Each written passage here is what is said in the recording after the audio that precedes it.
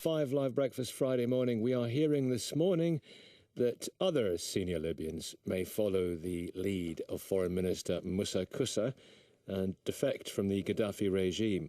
It's also being reported that a Libyan envoy representing Colonel Gaddafi has been in London this week to hold talks with British officials. Excuse me. Let's speak to the Conservative MP, Robert Halfon.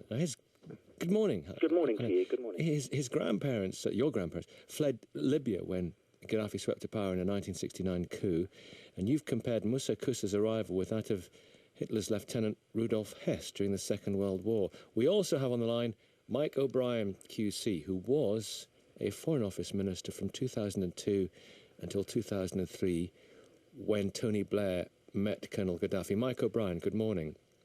Good morning to you. Robert Halfon, Mousa Kousa, what do you make of him?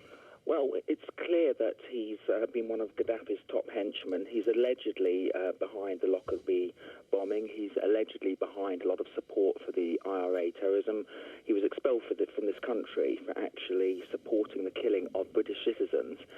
He's been one of Gaddafi's top men. I believe that he must be indicted for war crimes and sent to the international courts as soon as possible. Mike O'Brien, you've met him. What did you think of him?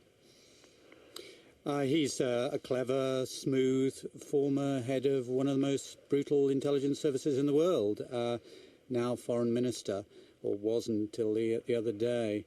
His defection, I think, is a significant blow to the heart of the Gaddafi regime, probably the most significant thing that's happened in the last couple of weeks. We've got stalemate in the battle between the rebels and Gaddafi at the moment. Indeed, Gaddafi to some extent seems to be pushing the rebels back. And we need to get others to defect, to destroy the regime internally. So, what Robert Halpern sort of highlights is that there is this sort of conflict, really, this dilemma between a natural desire for justice and also on the other side, protecting civilians by seeking to undermine the regime and remove Gaddafi's regime. So there's that sort of hope that there will be justice, but also you want this regime to go because if they stay, civilians will die. Will there ultimately be justice, I wonder, Robert Halfon? We can all understand, as Mike O'Brien put it very well there, this tension, this moral tension. Yes, but let's face it, he wouldn't have come here had the Gaddafi regime not been severely weakened thanks to David Cameron's leadership on the no-fly zone. So that's very important to note.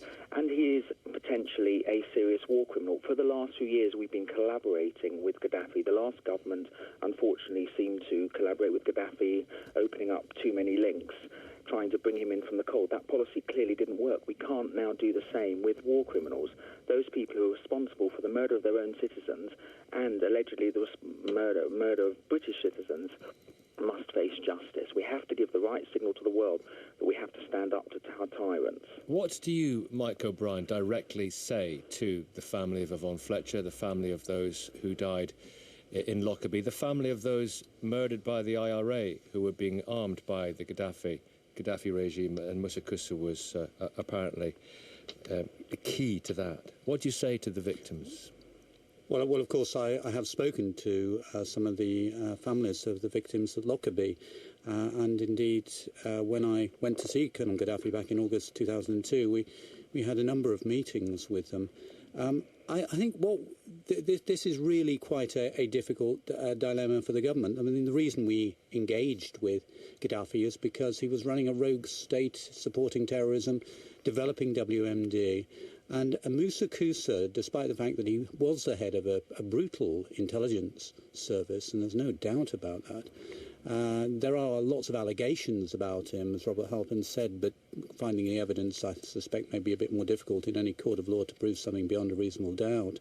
But we engaged with them because Mousa Kousa was a key player in stopping them developing the chemical and nuclear weapons that they were developing, and also supporting terrorism. He managed to get Gaddafi to convince Gaddafi to stop doing that, and also to resolve some of the issues, like admitting that Libya was involved in Lockerbie.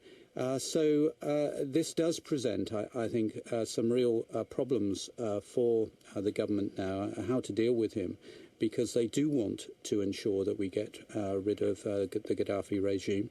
And we I think the government are right to say there should be no immunity, but also the government will need to say that we'll have to look at the evidence that directly links Mousa Kousa to whether he was directly killing people. We may believe he was, but proving it, I think, may well be another matter. He said, of course, as Robert pointed out, he said he's on the record of giving that extraordinary interview back in the, I think it was in the 1980s, when he said his government intended to kill 2 Libyan dissidents, and that's why he was thrown out of the country. Maybe those were just words. Yeah. Indeed, he has people who refuse to condemn him. We had on this programme yesterday at this time Sir Richard Dalton, UK ambassador to Libya for 3 years. This is what he had to say about Mousa Kousa.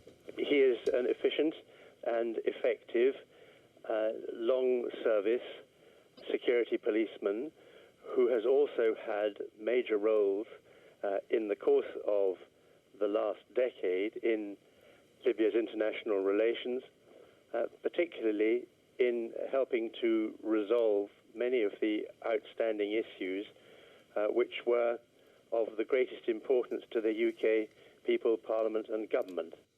And Robert Halfon, he said that any allegation that he was involved in state-sponsored terrorism was just lazy journalism, Robert. Well, first of all, I've said alleged, but second of all, he was part of a brutal regime, one of the senior members of one of the most brutal regimes in the Middle East. And Mike O'Brien's policy of his last government policy of collaboration did not work with Gaddafi because he still has weapons of mass destruction. It's likely he still has mustard gas, which he may still use on his own citizens. He's still committed genocide on his own citizens. So that policy of collaboration did not work.